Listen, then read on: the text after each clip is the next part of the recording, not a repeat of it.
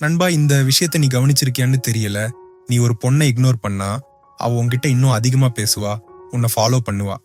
இதுக்கு ஒரு பெரிய சைக்காலஜி இருக்கு. ஒரு பொண்ணை இக்னோர் பண்றது அவளோட மனசுக்குள்ள ஒரு அணுகுண்ட போட்ட மாதிரி. ஏன் தெரியுமா? ஏன்னா பொண்ணுங்க பொதுவாவே அதிகமா கவனத்தை எதிர்பார்ப்பாங்க. அவங்களுக்கு அடுத்தவங்களோட அங்கீகாரம் ரொம்ப முக்கியம். அதனாலதான் அவங்க எல்லார்கிட்டயும் இருந்து கவனத்தை தேடி ஓடுவாங்க. அது மட்டும் இல்லாம அதிகமா கவனிக்கப்படுற பொண்ணுங்க கொஞ்சம் திமிரா நடந்துக்குவாங்க. பிளான்ஸ் கேன்சல் பண்றது, அடுத்தவங்களை மதிக்காம பேசுறது, அதிகப்படியான அகம்பாவம்னு இப்படி நிறைய பண்ணுவாங்க. ஆனா இன்னைக்கு இருக்கிற பசங்க இந்த விஷயத்தெல்லாம் மறந்துட்டு பொண்ணுங்களுக்கு அதிகமா கவனத்தையும் பாராட்டுதலையும் கொடுத்துட்டு இருக்காங்க. இது ஒரு பெரிய தப்பு. ஏன்னா ஒருத்தன் தன்னோட மேலாதிக்கத்தை கைவிட்டா அந்த பொண்ணுக்கே பவர் கிடைச்சிடும். அதுக்கப்புறம் அவளுக்கு உன் மேல ஒரு மரியாதை இருக்காது.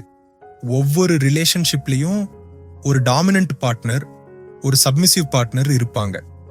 ஒரு பொண்ணு நீ அவளை விட அந்த ரிலேஷன்ஷிப்ல அதிகமா விரும்புறன்னு நினைச்சா அவளே அந்த ரிலேஷன்ஷிப்புக்கு தலைமை ஏத்துப்பா. உன்னை மட்டமா நினைப்பா. உன் மேல இருக்கிற இன்ட்ரெஸ்ட் அவளுக்கு குறைஞ்சிடும். அதனால நீங்க அவளை விட உயர்ந்த இடத்துல இருக்கின்றதா அவ நினைச்சா அவளுக்கு நீ வேண்டாம்னு தோணிடும். ஏன்னா உன்னை அவ ஏற்கனவே அடைஞ்சிட்டதான் நினைப்பா. ஆனா உன்னால அவள் அடையவே முடியாதுன்னு நீ அவள் ஃபீல் பண்ண வச்சா அவ உனக்காக பைத்தியம் மாதிரி ஆவா. இதுதான் நிஜம்.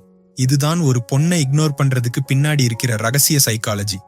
இந்த வீடியோல நாம ஒரு பொண்ணை இக்னோர் பண்றதுக்கு பின்னாடி இருக்கிற ரகசிய சைக்காலஜி பத்தி 10 காரணங்களோட பார்க்க போறோம். இந்த காரணங்களை தெரிஞ்சுக்கிட்டா நீ ஒரு பொண்ணை எப்படி பைத்தியமாக்கலாம்னு தெரிஞ்சுக்கலாம். பொண்ணுங்களுக்கு வேலிடேஷன் ரொம்ப முக்கியம். பசங்களோட ஒப்பிடும்போது பொண்ணுங்களுக்கு பசங்களோட அங்கீகாரம் ரொம்ப அதிகமா தேவைப்படும். ஆனா அந்த அங்கீகாரமும் கவனமும் சரியானதா இருக்கணும்னா அதுக்கு ஒருத்தன் அதை சம்பாதிச்சிருக்கணும். சம்பாதிக்காம கிடைச்சா அதுக்கு எந்த மதிப்பும் இருக்காது. ஒரு பொண்ணுக்கு ஒருத்தன் தன்னுடைய நேரம் மற்றும் பதில்கள் மூலமா மதிக்கப்படுறான்னு ஈஸியா தெரிஞ்சுப்பா. உன்னை கவனிக்க வைக்கணும்னு நீ நினைச்சா மத்த 95% பசங்க பண்றதுக்கு நேர்மாறா பண்ணணும். நீ அந்த 5% இருக்கணும். ஒரு பொண்ணு ஒரு ரிலேஷன்ஷிப்ல முயற்சி எடுக்காதவரை நீ எந்த முயற்சியும் எடுக்காதவனா இருக்கணும். தன்னுடைய அருமையை புரிஞ்சுக்காத ஒரு பொண்ணை நீ இக்னோர் பண்ணணும். இதுதான் ஒரு பொண்ணு உன்னை விரும்ப வைக்கிறதுக்கும் அவகிட்ட நீ மரியாதையை திரும்ப பெறறதுக்கும் ஒரு முக்கியமான வழி. ஆனா இதுதான் நீ கடைபிடிக்க வேண்டிய வழி. பொண்ணுங்க இந்த மாதிரி நடிச்சு பொறுப்பை உன்னை மேல மாத்தி விட முயற்சி செய்வாங்க. இதுல அவங்க ரொம்ப திறமைசாலிகள். இந்த மாதிரி நேரத்துல நீயும் சில ரூல்ஸை மாத்தி அவகிட்ட நீ என்ன பார்க்கணும்னு நினைச்சா நீ என்ன கான்டாக்ட் பண்ணு, இல்லனா எனக்கு வேற வேலை இருக்கு, நான் இன்ட்ரெஸ்டா இல்லைன்னு சொல்லணும். உன்னுடைய நேரத்துக்கு நீ மதிப்பு கொடுக்கும்போது பொண்ணுங்க உனக்கு அதிகமா மரியாதை கொடுப்பாங்க. அதனால ஒரு பொண்ணு பின்னாடி ஓடாம உன் மேல நீ கவனம் செலுத்து. நிராகரிப்பு தான் ஆசையின் ஆரம்பம். ரிஜெக்ஷன் தான் ஒரு அப்சிஷனுக்கு ஃபர்ஸ்ட் ஸ்டெப். ஆனா ரிஜெக்ஷன் என்றது ஒரு விதமான தற்காப்பு தான். யாருக்குமே மறுப்பு பிடிக்காது. பொண்ணுங்களுக்கு மறுப்புன்னா சுத்தமா பிடிக்காது. அதுவும் அந்த அளவுக்கு வெறுப்பாங்கன்னா அதுல இருந்து அவங்கள பாதுகாக்க ஏதாவது ஒரு வழி இருந்தா அவங்க அதையும் செய்வாங்க. ஒருத்தன் மறுப்பு தெரிவிக்கிறான்னா அவனுக்கு அவங்க நல்லவங்க இல்ல, அவனை தன்னுடைய கட்டுப்பாட்டுல வைக்கிறதுக்கு அவங்க சரியானவங்க இல்லைன்னு நினைச்சுக்கிறாங்க. அதனால நீ ஒரு மிஸ்டர், நல்ல பையனா இல்லாம ஒரு மிஸ்டர், கெட்ட பையனா இருக்கணும். மிஸ்டர் பேட் கையும் மிஸ்டர் நைஸ் கை மாதிரி நல்ல விஷயங்களை நிறைய வச்சிருப்பாரு. ஆனா அவர் ஒரு ரிலேஷன்ஷிப்ல பெரிய அளவுல ஆர்வமா இருக்க மாட்டாரு. அவர் ஒரு பொண்ணு மேல அதிகமா இன்ட்ரெஸ்ட் காட்டாம இருந்தா பொண்ணுங்க அவரை பத்தி அதிகம் யோசிப்பாங்க. எப்போ அவர் அந்த பொண்ணை வேண்டான்னு மறுக்கிறாரோ அப்போ அந்த பொண்ணுக்கு அவர் மேல இன்ட்ரெஸ்ட் அதிகமாகும். மிஸ்டர் நைஸ் கைய பொண்ணுங்க எப்போதும் இலகுவா எடுத்துக்கிறாங்க. பொண்ணுங்க சொல்லலதான் அந்த நல்ல பையனை விரும்புறதா சொல்லுவாங்க. ஆனா நிஜத்துல அதுக்கு நேர் எதிர்மாறாதான் நடக்கும். இது ஒரு நல்ல பையனோட சாபம். நீ ஒரு பொண்ணுக்கு ரொம்ப அதிகமா மரியாதை கொடுத்திருந்தா, அதிகப்படியா அவளை மதிச்சிருந்தா, அவ அதை இலகுவா எடுத்துக்கிறதா நீ உணர்ந்தா அப்போ நீ அவகிட்ட இருந்து கொஞ்சம் ஒதுங்கி அவளை இக்னோர் பண்ணணும். ஒரு பொண்ணுகிட்ட இருந்து விலகி போகவும் அதுல உறுதியா இருக்கவும் ஒரு பையனால முடியும்னு நிரூபிக்கும் போது அவன் தன்னுடைய மரியாதையை திரும்ப பெறுவான். இதுதான் ஒரு பவர்ஃபுல் நெகோசியேஷன் ஸ்டான்ஸ். ஆனா நிறைய பசங்க இந்த மாதிரி நேரத்துல அந்த பொண்ணோட கவனத்தை பெறறதுக்காக அவங்களுக்கு அதிகமா மெசேஜ் அனுப்புவாங்க, இன்னொன்னு நல்லபடியா இருக்க முயற்சி பண்ணுவாங்க. ஒரு பொண்ணை இக்னோர் பண்றது அந்த ரிலேஷன்ஷிப் டைனமிக்கை ரீசெட் பண்ணிடும். அது மூலமா உன்னோட மரியாதையை நீ அவகிட்ட திரும்ப பெறலாம். உன்னை அவ மதிக்காம பேச உனக்கு நீயே அனுமதி கொடுக்கலன்னா அவ அப்படி பேச மாட்டா. அதனால நீ உனக்கு நீயே அதிகமா மரியாதை கொடுக்கணும். இந்த காலத்துல பொண்ணுங்களுக்கு எல்லார்கிட்டயும் இருந்து அதிகமா கவனம் தேவைப்படுறத நீ பார்க்கலாம். இந்த அட்டென்ஷனா மூலதனமா வச்சு இன்ஸ்டாகிராம், ஒன்லி ஃபேன்ஸ்னு ஒரு வருமானத்தையே பொண்ணுங்க உருவாக்கிட்டு இருக்காங்க. இதுக்கு முக்கிய காரணம் பையங்க தான். தகுதி இல்லாத பொண்ணுங்களுக்கு அதிகமா பணத்தையும் கவனத்தையும் கொடுக்கறாங்க. பசங்க தான் அவங்களுக்கு அன்லிமிட்டட் அட்டென்ஷனை கொடுக்கறாங்க. ஒரு பொண்ணை இக்னோர் பண்றது அவளோட ஈகோவை பாதிக்கும். ஒரு பொண்ணு தனக்குள்ளே ரொம்ப உணர்ச்சி வசப்படுறவளா இருப்பா. உன்னோட மனசுல ஒரு சின்ன மாற்றம் இருந்தா கூட அதை அவங்க சீக்கிரமா புரிஞ்சுப்பாங்க. ஒரு பொண்ணை நீ இக்னோர் பண்ணா அது அவங்களுக்கு அதிகப்படியான வலியை கொடுக்கும். ஏன்னா யாருக்குமே அவங்கள ஒருத்தர் இக்னோர் பண்றது பிடிக்காது. நீ ஒரு பொண்ணை இக்னோர் பண்ணும்போது அவ உன்னை தேடி ஓடி வருவா. ஒரு பொண்ணை இக்னோர் பண்ணணும்னா அவ உன்னை கவனிக்கலனா நீ அவளை இக்னோர் பண்றது வேஸ்ட். ஒரு பொண்ணு உன்னை ஏற்கனவே பார்த்திருந்தாலோ இல்ல உன்னை பத்தி யோசிச்சுக்கிட்டே இருந்தாலோ அப்போ நீ அவளை இக்னோர் பண்ணும்போது அவளோட கவனத்தை நீ ஈஸியா பெறலாம். நீ உங்க பார்ட்னரை கவனிக்காம இருக்கலாம்.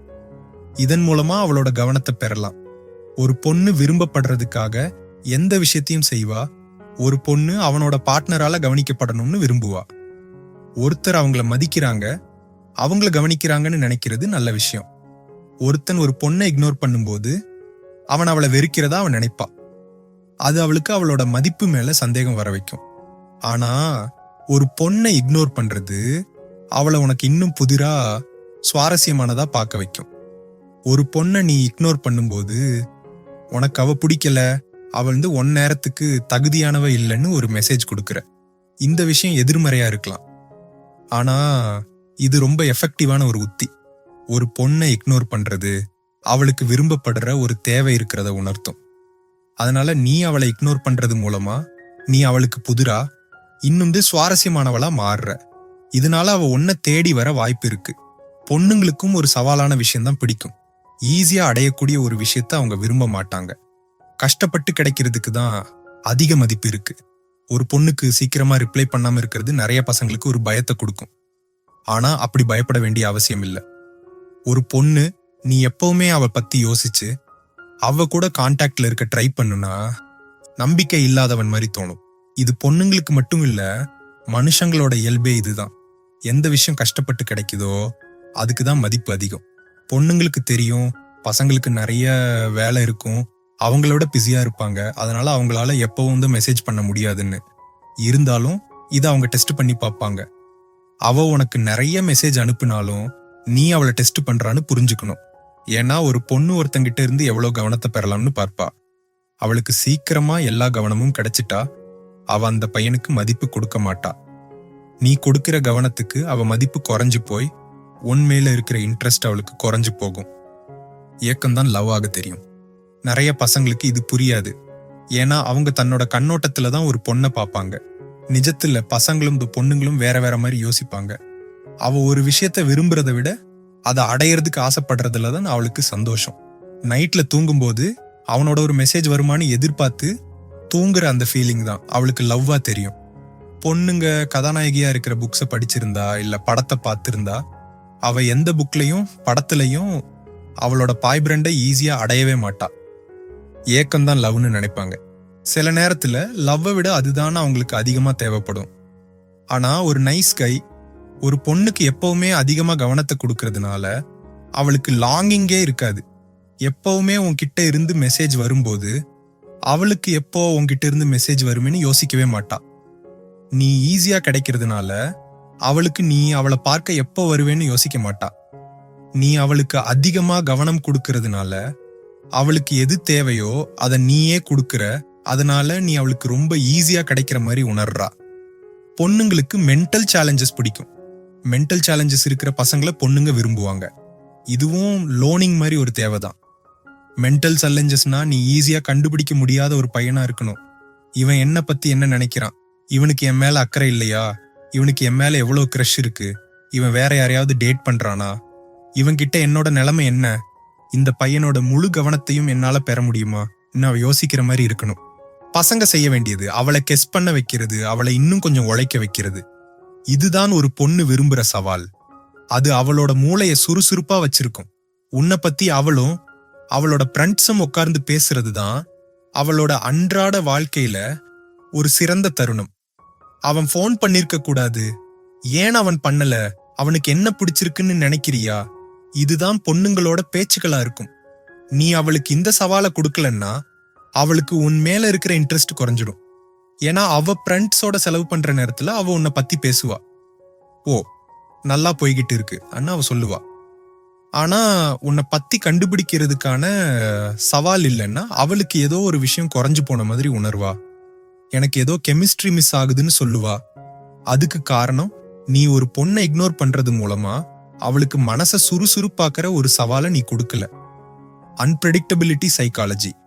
ஒரு பெண்ணை நீங்க பின்தொடர வேண்டிய ஒரு நிலைமை வரலாம்.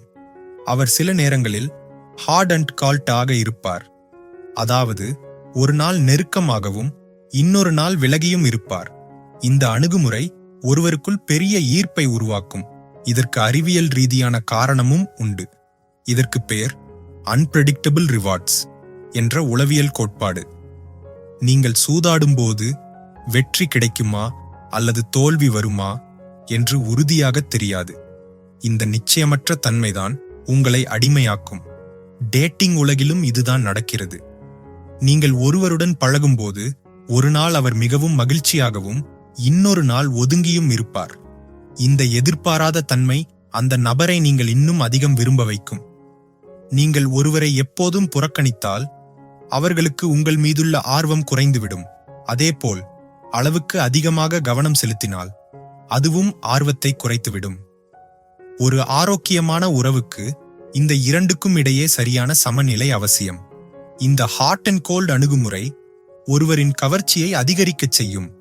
ஆனால் நீங்கள் ஒருவருடன் பழகும்போது நீங்கள் சரியான பாதையில் செல்கிறீர்களா என்பதை எப்போதும் சுய பரிசோதனை செய்து கொள்வது அவசியம். பொண்ணுங்களுக்கு ஆட்டானமி ரொம்ப பிடிக்கும். பசங்களோட கவர்ச்சியான பண்புகள்ல ஆட்டானமியும் ஒண்ணு. தன்னுடைய வாழ்க்கைய அர்த்தமுள்ள செயல்களால நிரப்புறது தான் ஆட்டோனமி. சில நேரத்துல ஒரு பொண்ணை இக்னோர் பண்றது இல்ல அவளுக்கு மெதுவா பதில் சொல்றது தான் ஒரு நல்ல விஷயம். அதனால ரிலேஷன்ஷிப் ஆரம்பத்துல ஒரு பொண்ணுக்கு நீ எந்த முக்கியத்துவமும் கொடுக்க கூடாது. ஒரு பையனான தன்னோட வேலை, தன்னோட உடம்பு, ஆரோக்கியம்னு தன்னுடைய வாழ்க்கையில பல விஷயத்துல அதிகமா முயற்சி செய்வான். அதனால பொண்ணுங்களுக்காக தன்னோட மற்ற பிளான்ஸ் கைவிடுறதை விட இப்போதைக்கு வேணான்னு சொல்லு. ஆனா ஒரு நைஸ் கை பொண்ணுங்களை இழந்துருவோமோன்னு பயப்படுவான். அதன் விளைவா அவனுக்கு பிடிச்ச பொண்ணோட நேரத்தை செலவு பண்றதுக்கு தன்னோட எல்லா பிளான்ஸையும் கைவிடுவான். நான் அவ கூட இருப்பேன், மற்ற விஷயத்த அப்புறம் எப்ப வேணும்னாலும் பண்ணலாம் பண்ணு அவன் தன்னுடைய செயலுக்கு விளக்கம் சொல்லுவான். ஆனா நிஜத்துல அது ஒரு பயத்திலிருந்து வருது. நீ உன்னோட இலக்குகளுக்கு அதிகமா முக்கியத்துவம் கொடுத்து அவளுக்கு உடனடியாக முக்கியத்துவம் கொடுக்காத போது அவ உன்னை விரும்புவா. நண்பா, இன்னைக்கான வீடியோ இதோட முடிஞ்சுது. இந்த வீடியோவை பார்த்ததுக்கு ரொம்ப நன்றி. அடுத்த வீடியோல பார்ப்போம்.